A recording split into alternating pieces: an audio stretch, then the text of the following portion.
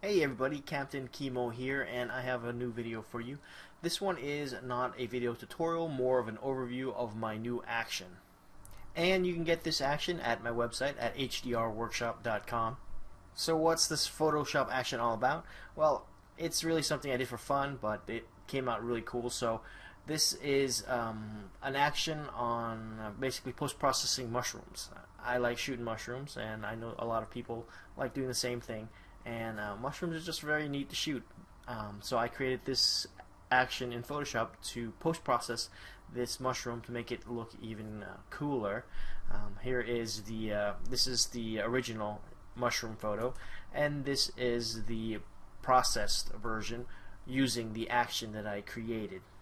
Alright, so let's take a look at another example. This is another mushroom that I shot. This is the post-process version, and this is the original version. So after I run the action, the mushroom photo will look like this. Okay, so let's go back to the previous photo here, and let's go ahead and break down everything, all the layers here, to show you what this action does, and this way you can reproduce it without using the action.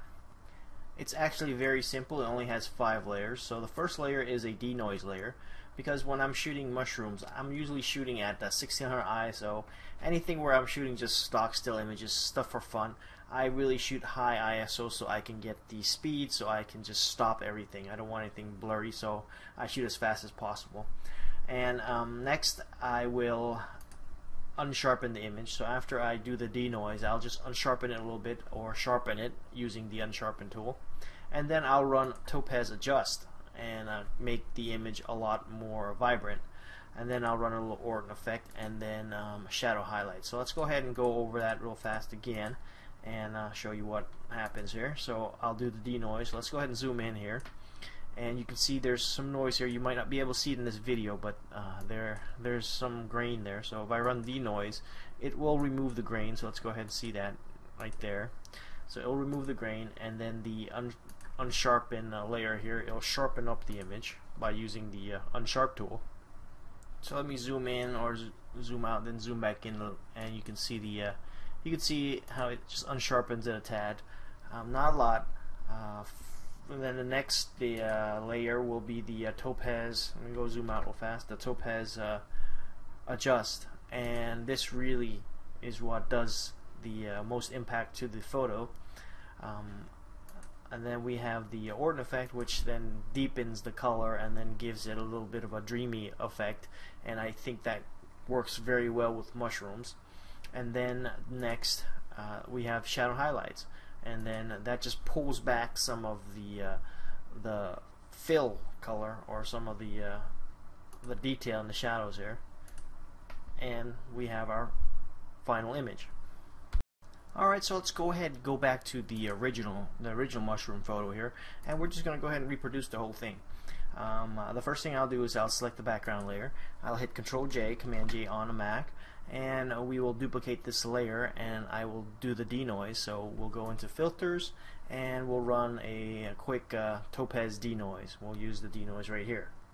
And I use the JPEG strong, so it's nothing fancy. Just hit the strong and then hit OK.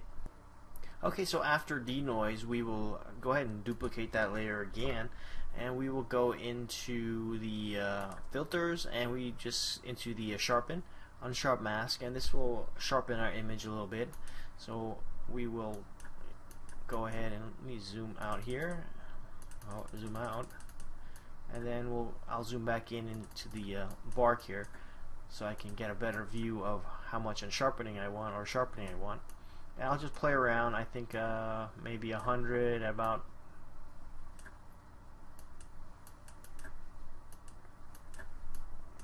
That looks like enough. So it's about 127 at 3.3, and I'll hit OK. And then we'll duplicate the layer again. And now we're going to run topaz adjust. I'm going to go into filters here and go into topaz labs, into the topaz adjust 5, and I will launch that.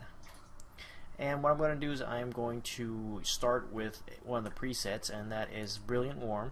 And already you can see it's looking pretty nice, so I'm going to go ahead and just bring down the adaptive exposure a little and just bring down the contrast a tad.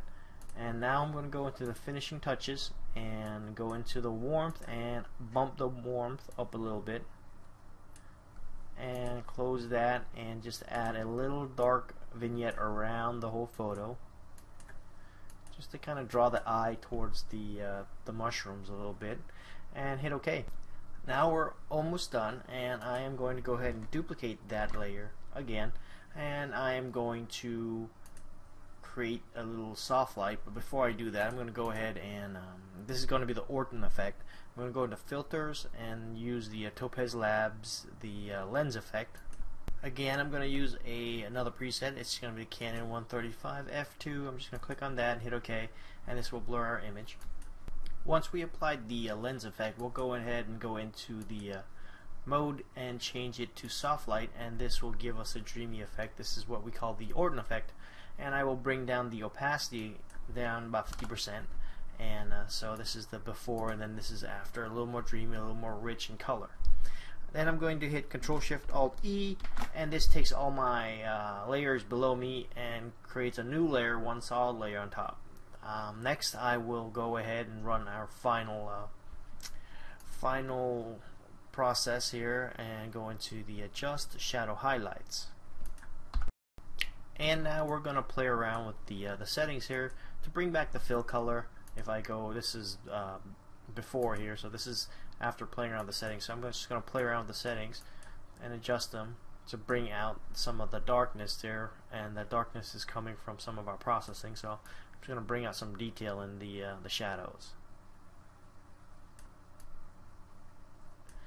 And that looks good. I'm going to hit OK. Alright, so this is the final image with the shadow highlights. If I were to click the eyeball tool off there, you'll see the photo with the Orton effect, and then we bring out some of the detail in the shadows using the shadow highlights. Okay, so that's it for the video. If you want to check out this action, go to hdrworkshop.com. I also have plenty more videos and tutorials on my website there for members. Also check out my blog. It's CaptainKimo.com. Over there you can check out my latest photos as well as get discount codes for software that I use. And until next time, this is Captain Kimo signing out.